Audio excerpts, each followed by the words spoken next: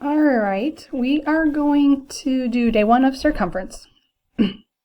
And so I already have these filled out to make this part go a little bit faster. So the circumference of a circle is the distance around the circle. We're going to use the number pi, which is the ratio of the circumference to the diameter of a circle. So that kind of background of pi isn't going to be as important as understanding how to use it. But you can see over here in the circle picture, the purple outline is what we're talking about with circumference. Nothing inside the circle, but it'd be like if I took a piece of string and cut it to fit all the way around the circle, like the perimeter. That's what we're talking about. Circumference is like perimeter. So circumference of a circle has two formulas. Circumference equals pi times diameter. So over here we can see that in this circle. Remember, diameter is the segment that goes all the way across the circle. So we would take the number pi, and we'll talk about pi in just a minute. What that number is, we'll take that number times the diameter. If we don't have the diameter and we have the radius, the number that goes from the center of the circle to a point on the circle, we would take circumference equals 2 times pi times radius. And these are the same formula because if we think about it, this is a radius and this is a radius. So 2 radii equal 1 diameter. That's why we're taking 2 times the radius. So we're going to write our answers in 2 different ways. We are going to write exact answers. And if we were taking a quiz or a test on this, that's how you would definitely write your answer, because when we write exact answers, we all get the same answer. We don't do any rounding. There's no decimals. There's no rounding. We leave pi in the answer. So an example of that would be 34 pi centimeters. So there would be no rounding. There wouldn't be like I would get 13.6 and you get 13.7, and then we're wondering who's right or who's wrong. When we do an approximate answer, we type in 3.14 or the pi button on our calculators. So going back up here, pi is 3.14 rounded, because pi goes on forever, so we round it to 3.14. So an approximate answer is when we type in 3.14 or pi into the calculator, because some scientific calculators, all scientific calculators have a pi button. We get a decimal, a really long decimal, if we use the pi button, a shorter decimal if we use 3.14, and we round. There is no pi in the answer, so our answers would look like this, 14.67 or 14.7 if we rounded to the nearest tenth, and we will have a lot of labeling. So centimeters for these two is just what I made up, but we'll have a lot of labeling with these. So the next 2 problems, the work is already done, but I'm going to do some where I actually go through the work. So we have, actually let's look at this first. Find the exact circumference of a circle with a radius of 10. So 2 things we want to note.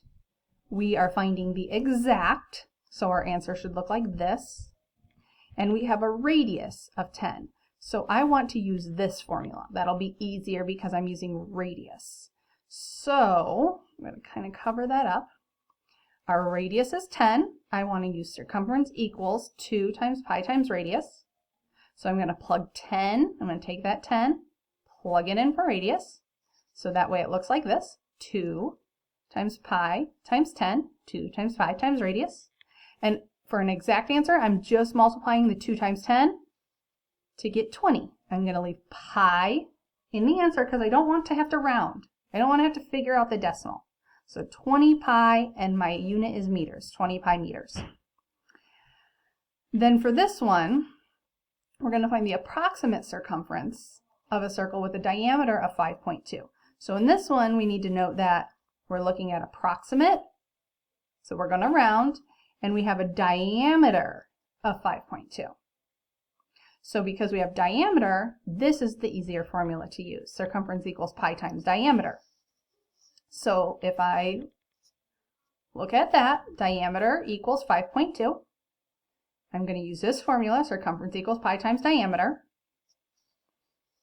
So I have diameter times pi, and really I kind of wrote that backwards, not that we can multiply in any order. 2 times 3 is the same as 3 times 2. So I just put the 5.2 first, but if you wrote it, it could be written like this or this. 5.2 times pi or pi times 5.2.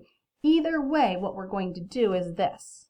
We're going to take 5.2 times, and I don't have a pi button on this calculator, or if I do, it's in a second function, so I'm just going to take times 3.14, hit equals. I get 16.328. This problem doesn't tell me how to round, so I rounded to 16.3 centimeters. So 16.3. The 2 does not make the 3 round up. So because it's an approximate answer, I don't have pi in my answer. I typed pi into the calculator and then I rounded. I'm going to skip that last one for now. And now we're going to go through some of these step by step. I'm going to write some on a whiteboard for you to see. Some things to keep in mind.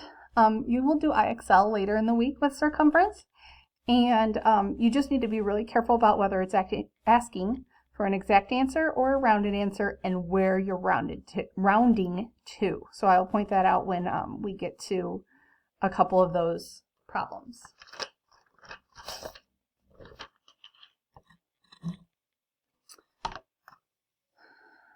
So here's our first one where we're just going to find circumference. We're going to find the exact circumference and the approximate circumference. So because we have radius, I'm going to use circumference equals 2 times pi times radius. So I'm going to start down here with exact, and circumference equals 2 times pi times the radius of 2.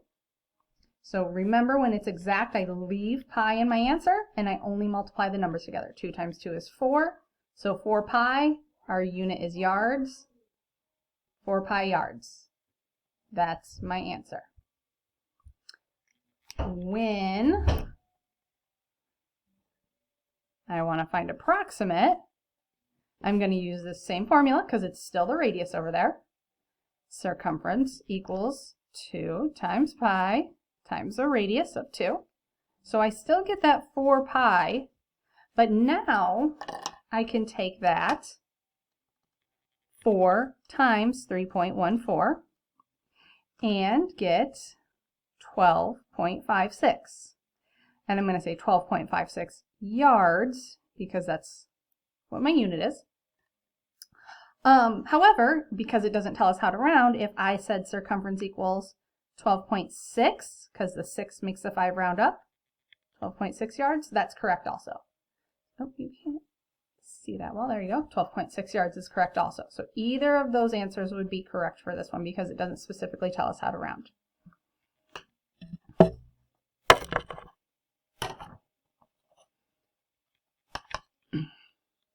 Okay, so I have radius again. So the easier formula would be circumference equals 2 times pi times radius. So I'm going to do exact first. So circumference equals 2 times pi times the radius of 1. Again, I want, in an exact answer, I want pi in my answer. No decimals. So 2 times 1 is 2 pi. My units is centimeters. So there's my exact answer. My approximate answer is going to be circumference equals 2 times pi times the radius of 1. Again, I multiply 2 times 1 together to get 2 pi. And then I have 2 times pi. So I can get a decimal. 2 times pi, 2 times 3.14, 6.28 would be fine. But if I said 6.3, because I wanted to round that, 6.3, because I wanted to make that 8 round the 2 up to a 3, that's fine. I just need to make sure I label it centimeters for both of them.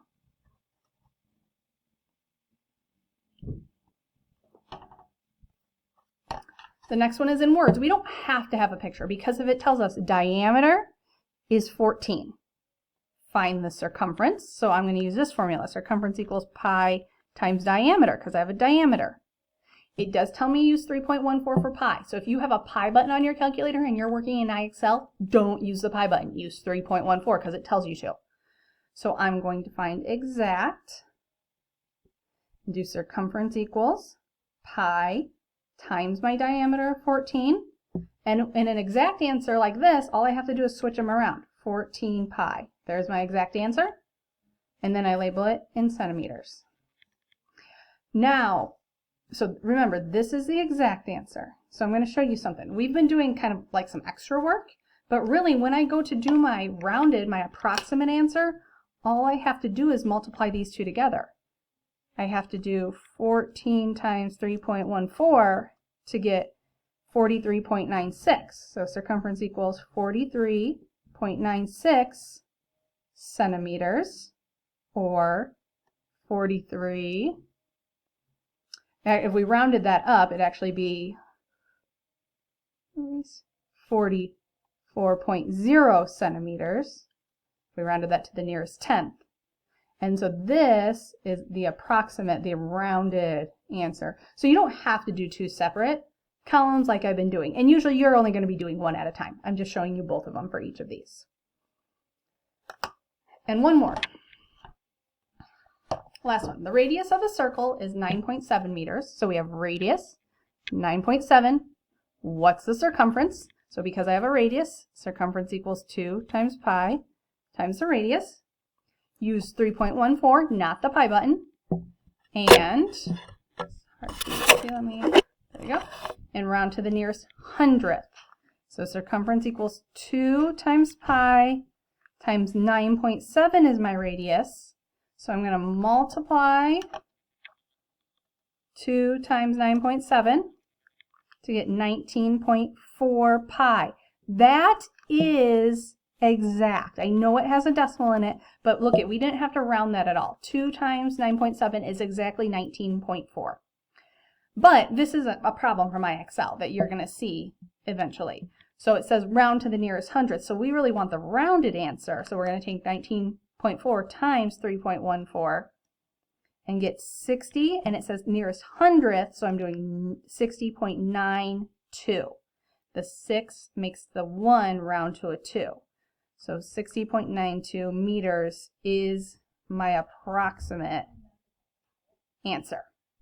Oh, there you go, my approximate answer. So when you're working on IXL later in the week, and I'll go through this again, you just want to make sure you're reading the directions carefully, using the buttons you're supposed to be using, and rounding to what you're supposed to be rounding to, so that way it doesn't mark the problem wrong for you, because really 60.9 is correct, but they want 60.92 for this specific problem.